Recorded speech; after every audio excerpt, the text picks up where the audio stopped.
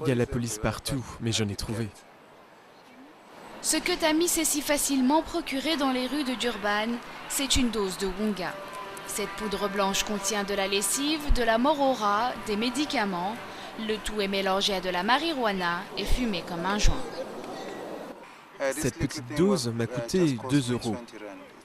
2 euros, tu ne la fumes qu'une fois, et après, il t'en faut une autre. Au-delà de la dépendance des personnes accros, le Wonga est devenu un cauchemar pour beaucoup en Afrique du Sud. Car selon certains dealers et adeptes, la drogue contiendrait des médicaments antirétroviraux, ceux qui sont utilisés contre le sida. Et pour se procurer ces médicaments, les trafiquants n'hésiteraient pas à s'en prendre aux malades, des patients souvent démunis face aux problèmes. Le problème, c'est que nos patients ne viennent pas nous le dire. Ils ne viennent jamais pour nous le dire comme ça, voilà, on m'a volé mes médicaments. On entend juste les rumeurs, comme nous vivons ici et que certains d'entre eux sont nos voisins. Mais eux ne viennent pas à la clinique pour le dire. Et parfois, ils ne se font pas voler.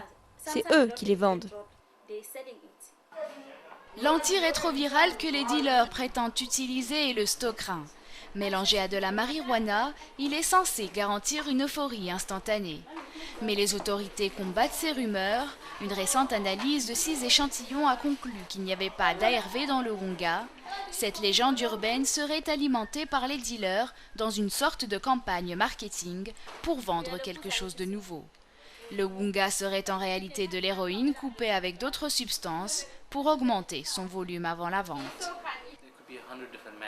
Il peut y avoir des centaines de fabricants qui font leur Wonga dans leur arrière-cour ou dans leur garage.